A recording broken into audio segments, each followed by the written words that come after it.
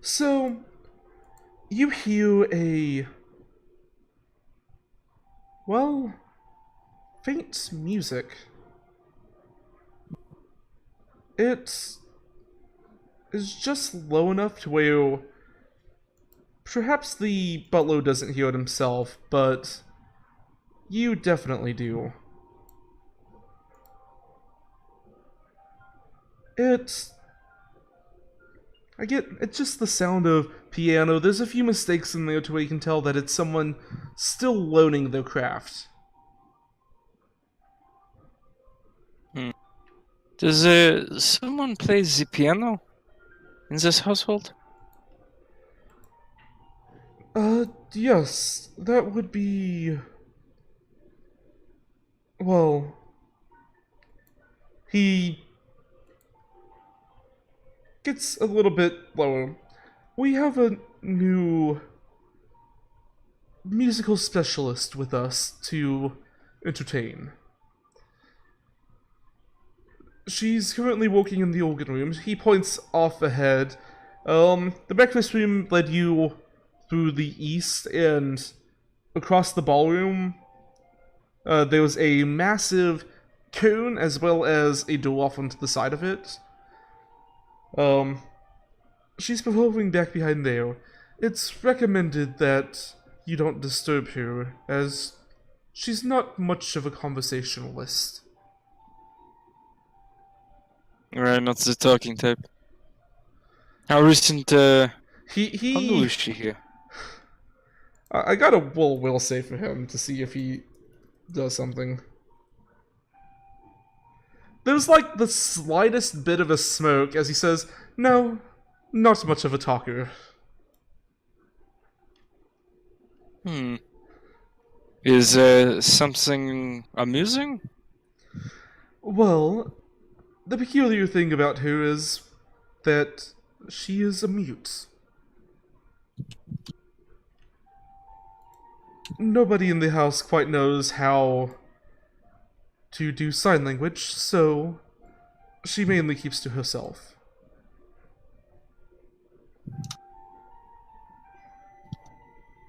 Well, perhaps you should, hire a translator.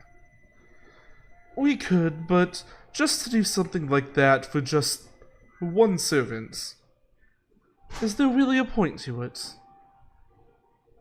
I suppose.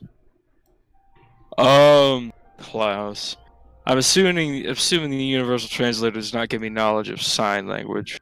Let me read your ability real quick.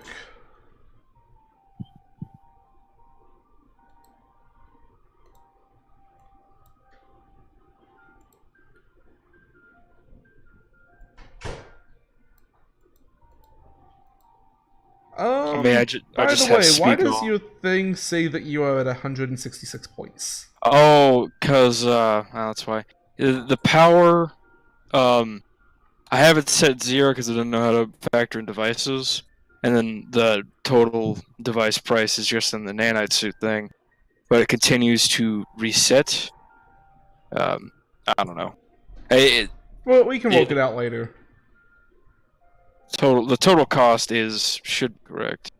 It just kind of resets every time. Uh, Universal Translator, Universal Translator.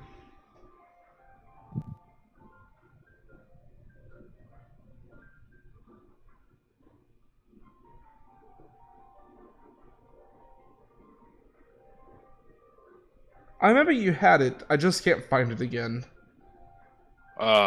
Yeah. It all does is say I could speak all languages. So I'm not sure if sign language would fall into that. I'm going to say because it is of alien origin and there are species that can speak through movement. It's not the best at it, but it's kind of a you can get the gist of something.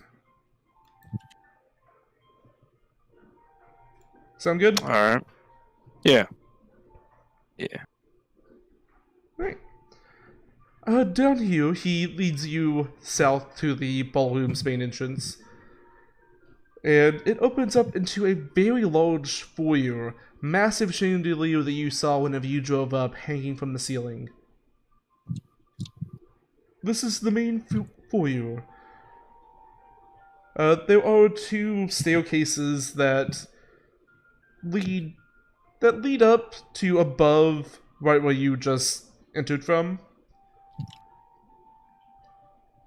Again, wouldn't be spending much time in this part of the house, but in case you do have any staff issues, need to ask for a day off or something, down here, he leads you south into the east on your left-hand side.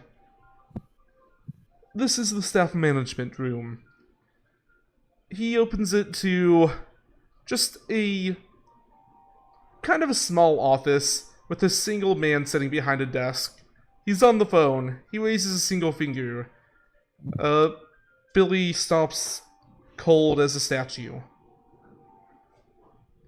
The man lowers his finger after a moment. You must be, well, the one that's here for the interview. Come, sit. He gestures across the desk and at a much rougher looking chair than the one that he's sitting in.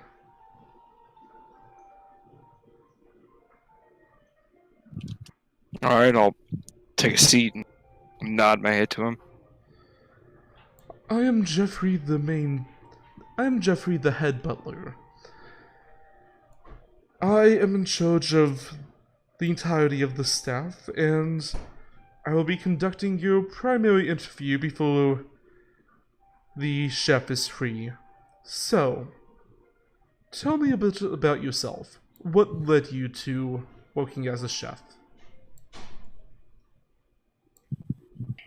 Ah, shit. Well, let's see. It's not a too complicated story. My father always so much enjoyed cooking. We grew up a bit impoverished, so anytime he was able to really get the proper ingredients to make something truly delicious was something I very much enjoyed. And as I got older, I wished to follow in his footsteps. So, culinary school, learn his ways, and I simply wish to emulate him and create in the way he created. And it certainly helps. I'm quite skilled at what I do. Interesting. Give me a deception check. God damn it. I didn't know I'd have to lie about cooking. Thought it said chief, and I didn't know chief for what. Alright, well, shit. Uh-huh. Wonderful. So, what led you to the Moki in particular? The marquee? Give me a second. Think of something. Or was it perhaps the Chef Ignis that drew your attention here? I'm not quite sure how to put it. I wished my creations to reach a higher palette, and the Marquis is, of course, an important man, and I simply wish to be able to provide a unique experience to him. And Chef Ignis is, well, actually, what do I know about Chef Ignis? Is he, He is a chef of some renown. He had his own 5-star restaurant for a time before being hired by the Moki. He's been a chef pretty much his entire life. What really, made him kind of famous was the 5-star restaurant, and then he later went on to have his own television show. But that's kind of in between the booking the restaurant and booking here. The show slowly died in popularity until the point of it being canceled by him, not the executives. He just didn't want to do it anymore.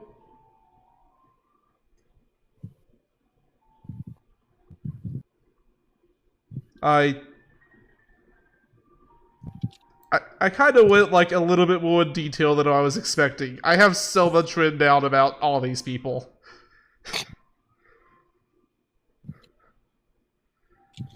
Alright, give me a second.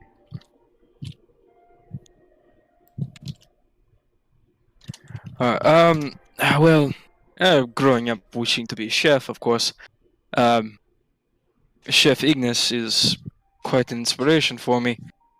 Seeing such a successful chef, own restaurant, his own show, working for a man like the Marquis, and clearly making something of himself with just his cooking abilities, that is.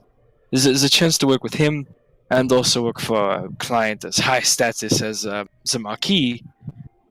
It was an opportunity I could pass up. I need like a better deception skill stat. I don't know why I don't have give me any a deception check. Damn it! Ah! Why? You know. Well, okay.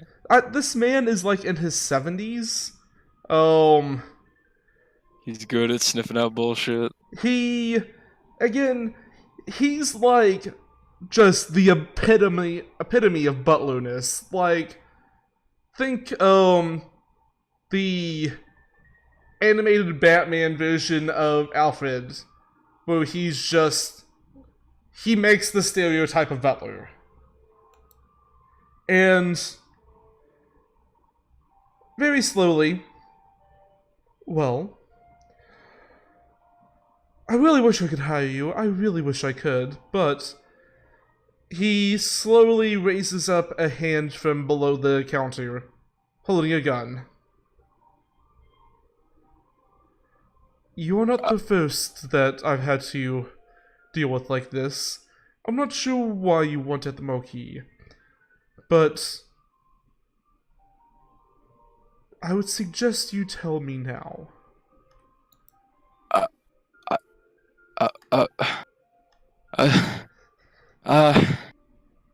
Fuck, okay.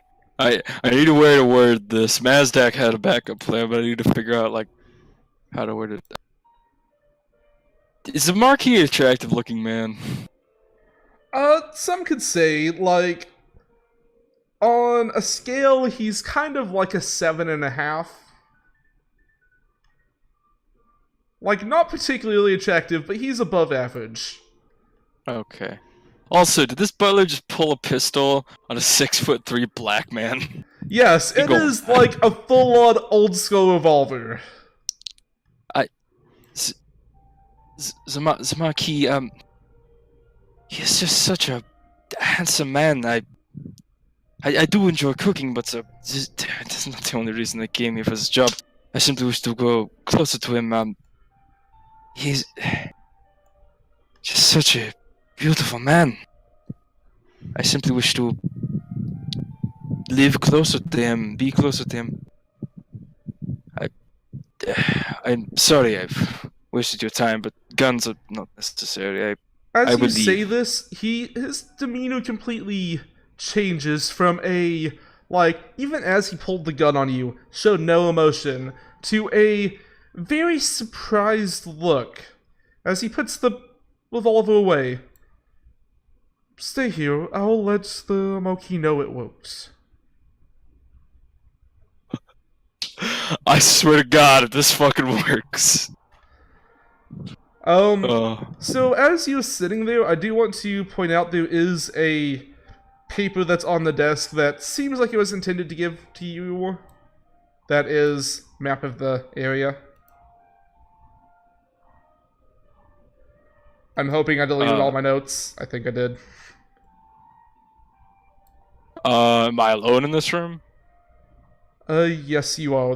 Billy left whenever you sat down. Okay, yeah, I'll get a quick look over the map then. So, let me double check. We are... You are where? right here. Oh. You're at the first floor in the staff management. Oh, I'm looking at level 2. Here it is. Better change my color for something not white. Staff management. So I'm about right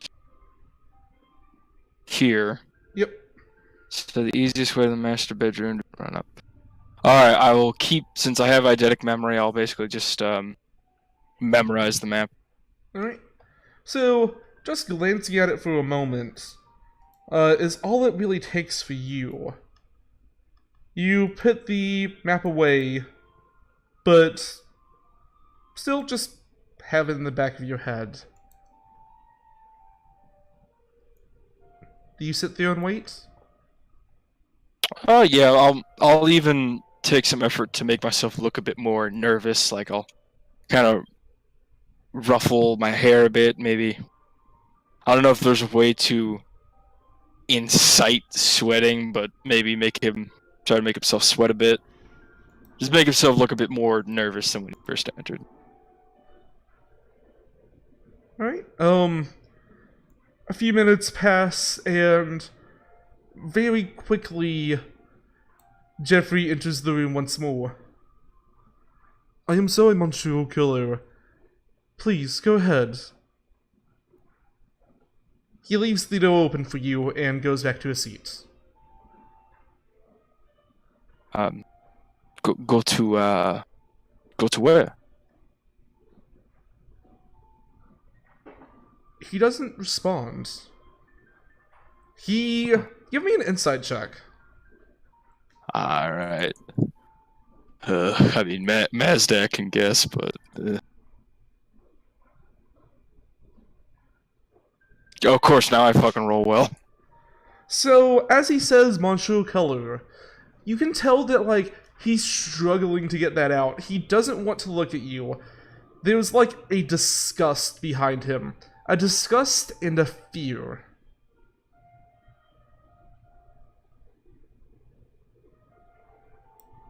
Is it because he thinks I'm gay? No, it's something else. You can't tell what it is that's making him nervous and afraid. Is something the matter, sir?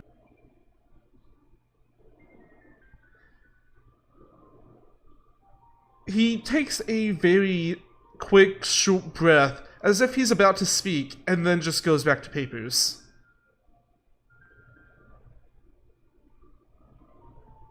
Alright. I guess am I supposed to leave? Okay. I guess I'll see myself out. Thank you for your time. Again, I'm sorry to waste it.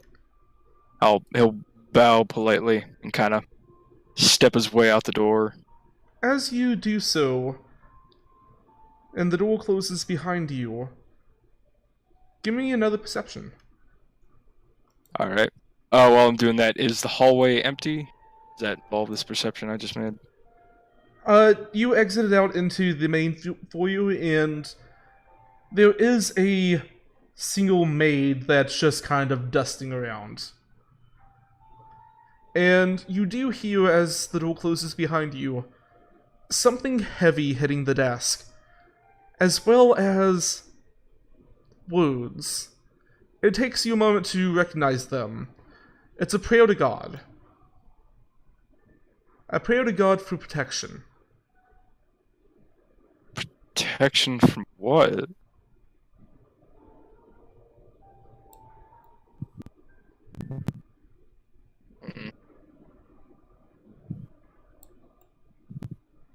Alright. This is the men's restroom, you said? Yep. How... No, it's... Is it actually 100? Yes, this is the actual scale of it. Like, these I need areas to are check on, fairly massive. check on the range or something. What is it?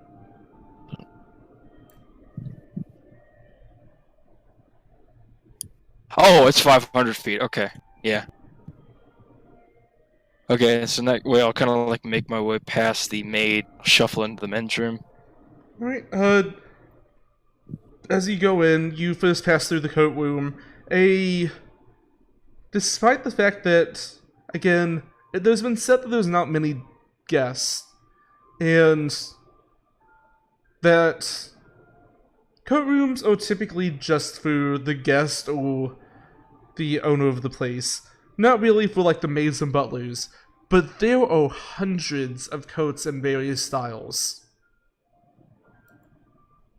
all hung up neatly along the walls. Huh. Alright, I'll take... Are they, like, mostly women's coats? Give me a investigation. Alright. I'll just note that as I'm pushing through. I do need to get to the men's room. Yeah. So, 25. looking them over, at first you think that many of them is women's clothes, but just as many as there are men and women's, there's also, like, just ambiguous clothing. Just some strange, fantastical coat. There was one that's just covered in, like, taxidermied fish. Another that's just has jangly bells all over it. So, it's the clothing of a man who's going insane. God. I will take note of that and kind of rush my way into the men's room. I'll get into the stalls, or is it just like a one toilet room? There are multiple stalls. Alright, so I'll There's hop into also, a stall.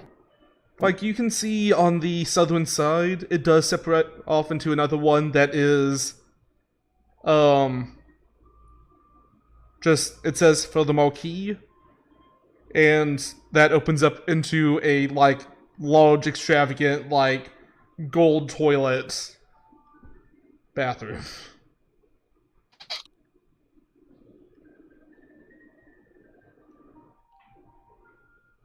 Alright, I'll just step my way into a stall and kind of... I'll turn the suit on. And using the remote vision, I'll send my sight into the what's it called? Into the staff manager room to try to spy on this head butler fella. Alright, are you also able to heal through this? Yes. It links visual and auditory senses together, I do believe. It's kind of weird. You can hear well, it just kind of like sets up in the corner of the room. You see the butler looking down at a cross with Jesus on it. He has his hands together in prayer as he very softly mutters, "God above, please protect us from the demons," in about 3 different languages.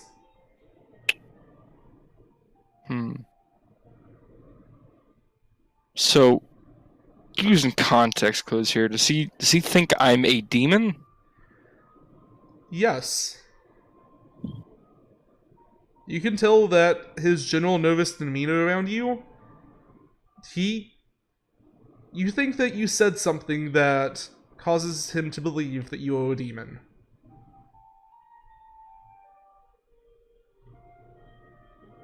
Do I know what it was?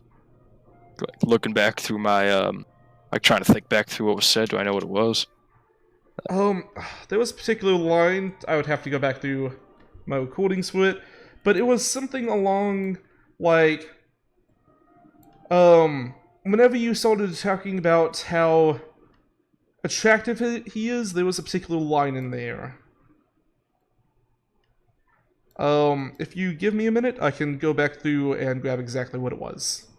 Yeah. Because Mazdak would definitely analyze what that was. Alright.